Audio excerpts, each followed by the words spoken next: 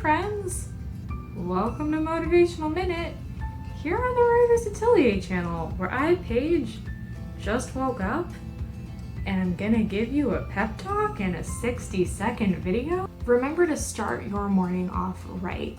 Now, I'm not talking about a balanced breakfast or to drink water before you have your 12 cups of coffee of the day.